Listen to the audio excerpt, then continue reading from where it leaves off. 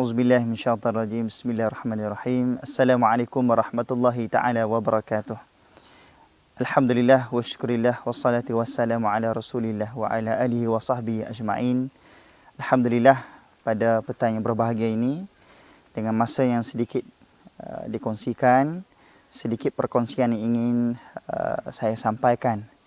Bagaimana sedikit pengalaman ataupun perjalanan musafir ke negara Laos, negara Thai dan negara Laos yang membawa suatu misi yang cukup besar, iaitu misi dakwah dan membawa sinar Islam di sebuah negara yang dikatakan sangat sukar untuk perkembangan Islam, yang mana Islam suatu ketika yang sudah hampir lupus, tetapi Alhamdulillah dengan sokongan dan dorongan dengan musafir dan ziarah kita, sehinggalah memberi semangat dan sinar kepada mereka-mereka yang dahulu pernah Islam tetapi hampir lupus kerana suasana dan dorongan tidak mereka perolehi.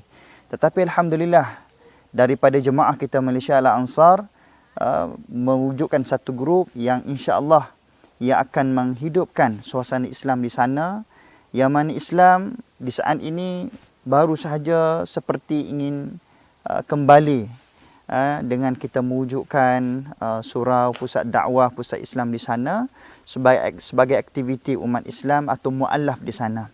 Dan Alhamdulillah, dengan usaha mulia kita juga semakin bertambah saban hari, saban minggu dan saban bulan orang-orang yang berminat kepada Islam, sehingga Alhamdulillah hampir saja tiap-tiap bulan ada yang memeluk Islam. Dengan adanya suasana masyarakat Islam di Laos, di Vientiane, Udomsai dan sebagainya. Jadi Alhamdulillah, sinar Islam ini juga adalah merupakan suatu sunnah yang cukup besar yang dibawa oleh baginda Nabi SAW.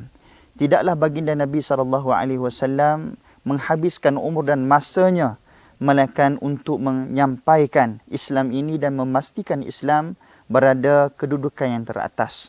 Dan insya-Allah dengan usaha yang kecil ini memberi suatu kesan dan impak yang cukup besar untuk kita kembalikan kegemilangan Islam tanpa melihat sempadan negara.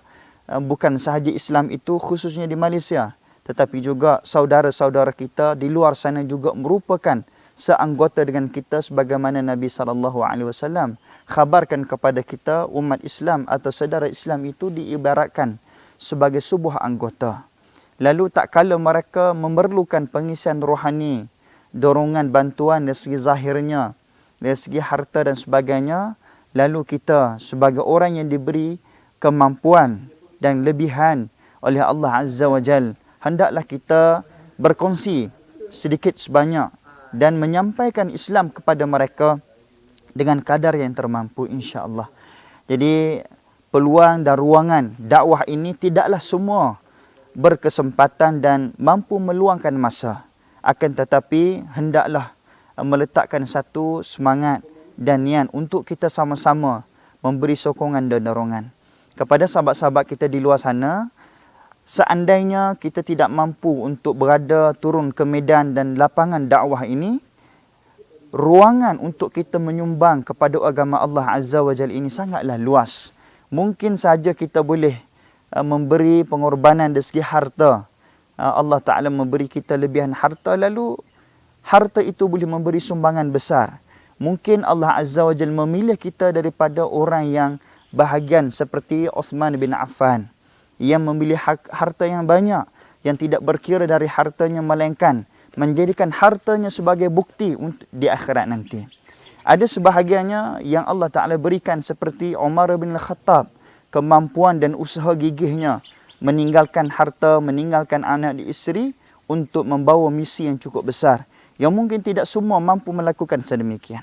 Insya-Allah, kalaulah kita semua dapat memberi kerjasama untuk memastikan Islam sentiasa berada di keadaan yang dihormati dan berada di tingkatan yang tertinggi, insya-Allah melalui usaha kita sangat-sangatlah besar hikmahnya di sisi Allah Azza wa Jalla.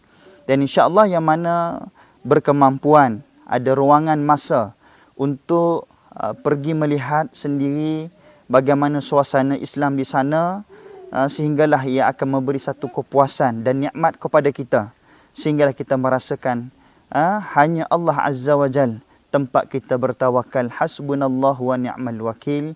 Dan ingat kata-kata suatu perkataan yang sangat memberi semangat kepada kita.